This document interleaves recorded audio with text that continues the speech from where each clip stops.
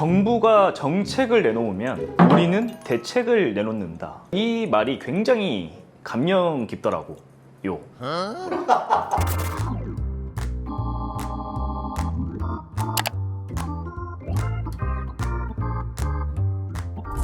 여러분, 카카오톡 업데이트 보셨나요? 요즘 SNS를 뜨끈뜨끈하게 달구고 있습니다. 내가 보기 싫은 팀장님, 부장님 얼굴을 주말에까지 봐야 하냐부터 시작해서 내가 정수기 아줌마, 배송기사 아저씨의 등산간 사진을 봐야 하냐까지 정말 말이 많습니다. 심지어 카카오톡 내부 직원도 블라인드의 익명으로 그 내부 사정을 올렸는데 그게 또 바이럴이 되면서 뉴스까지 탔습니다. 이 와중에 저는 소신 발언하자면 솔직히 카카오톡 업데이트에 관심이 없습니다. 왜냐면 저는 제 인생 대세에 지장 없는 거에 좀 묻어난 성격이에요. 카카오톡 업데이트가 내 인생에 어떤 영향을 미치냐, 그런 것들에 크게 가중치를 두지 않기 때문에 이 논란과 혼란 속에서도 제 길을 잘 가고 있는 것 같습니다. 영어폰 말고 제 개인 폰에 카카오톡 친구가 한 2,500명 정도 있어요. 유저 수로만 보면은 헤비 유저죠. 근데 그럼에도 불구하고 저는 아무런 감흥이 없습니다. 오히려 저는 좋던데요. 오랜만에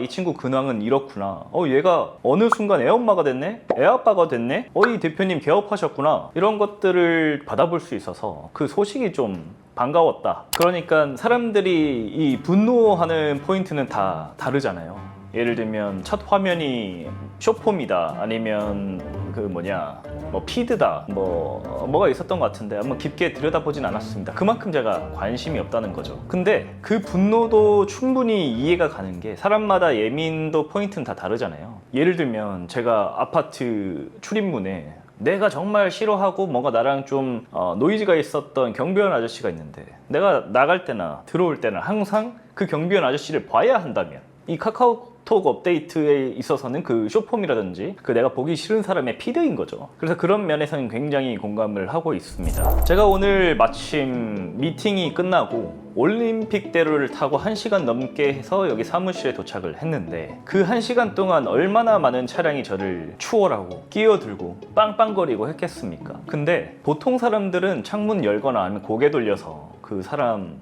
면상으로도 한번 보려고 하죠. 근데 저는 크게 개의치 않아요. 만약에 내가 일정이 빠듯하거나 지켜야 할 약속이 있어서 늦는다, 그러니까 내 인생에 어떤 영향을 준다, 그렇게 되면은 저도 욱할 수는 있겠죠.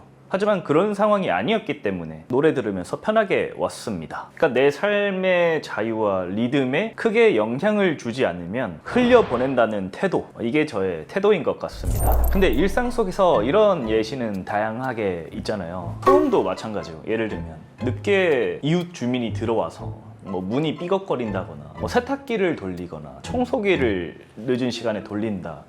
근데 내가 치명적으로 그것 때문에 불면증을 겪고 잠을 못 자서 스트레스를 너무 겪고 이런 상황이 아니면 저는 굳이 따져들고 그러진 않습니다. 사람 살아가는데 다 그런 거 아닐까요?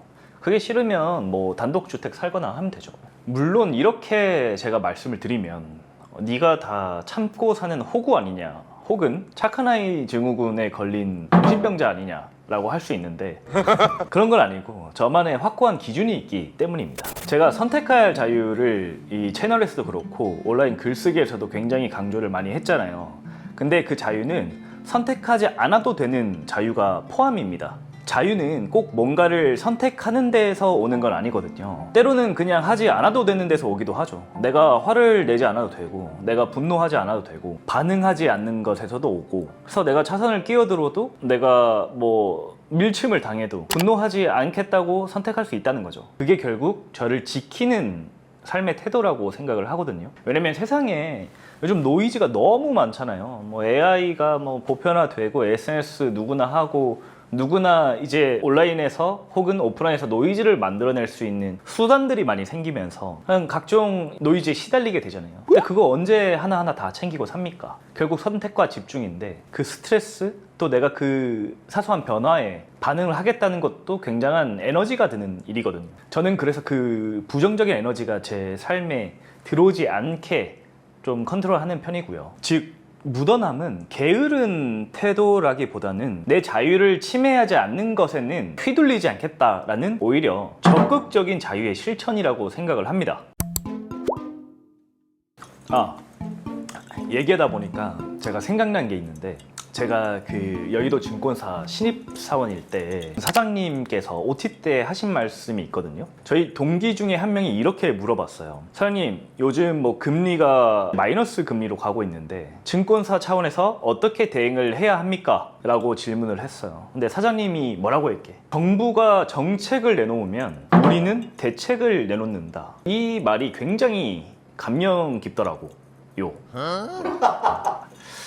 왜냐면 사실 정부는 어떻게 보면은 우리가 어떻게 통제할 수 없는 불가항력적인 존재인 거잖아요. 거기서 우리가 이 정부를 뭐 전복시키자, 아니 너무 레디컬한가? 아니 뭐 그 정도는 뭐 이렇게 전복하자, 뭐 뒤에 업자, 뭐 이렇게 할 수는 없잖아요. 그러다 보니까 정부가 이렇게 정책을 내놓으면 우리 증권사 같은 경우에는 거기에 맞춘 금융 상품과 서비스를 내놓고 세일즈를 하면 되는 거예요. 어차피 내가 바꿀 수 없는 것, 그리고 통제할 수 없는 것에선 내가 크게 스트레스를 받지 말고 내가 다음에 뭘 해야 할지를 생각하는 게 굉장히 바람직하다, 이런 것들을 많이 배울 수 있었습니다. 저는 어쨌거나 이 미디어 업계, 마케팅, 브랜딩 업계에 있기 때문에 이런 것들을 보면은 자동적으로 이 숏폼이 나왔다, 이 피드가 나왔다, 어떻게 이 광고가 적용이 될 것이며 어떻게 여기서 기업들이 수익화를 할까를 먼저 생각하기 때문에 오히려 그런 일상적인 불편함과는 절연되어 있었던 것 같아요. 근데 그렇지 않고 정말 카톡을 일상 속으로 많이 쓰는 분들은 그 불편함을 호소할 수밖에 없겠다, 이런 생각이 많이 들어요. 예를 들면 학부모 같은 경우에는 기껏 내가 아이들 그리고 자녀들 그런 숏폼 같은 거 못 보게 막아놨는데 카톡에 그런 숏폼 기능들이 나오면 또 주의력 문제라든지 또 애들 뭐 숙제 안 하고 이러면은 또 화가 나는 건 당연하지 않겠습니까? 그래서 제가 전혀 그런 포인트에 공감을 하지 못한다, 이런 건 아니고요. 제가 이 카카오톡 업데이트 주제로 말씀을 드리고 싶었던 부분은 결국 내가 이 현상이나 어떤 사건들이 나왔을 때 내가 이걸 어떻게 바라보고 받아들일 것인가, 그 삶에 대한 태도의 문제라고 생각을 하거든요. 그래서 저의 입장은 내 인생의 대세와 이 리듬에 크게 영향을 주지 않는 거라면 내가 그렇게 소모적으로 스트레스를 받아야 할 필요가 있을까, 그런 생각이 든다는 거죠.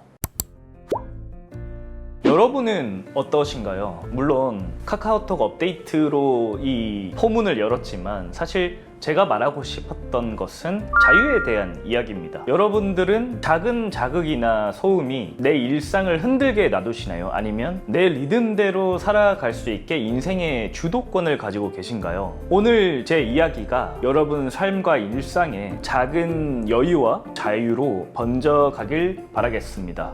감사합니다.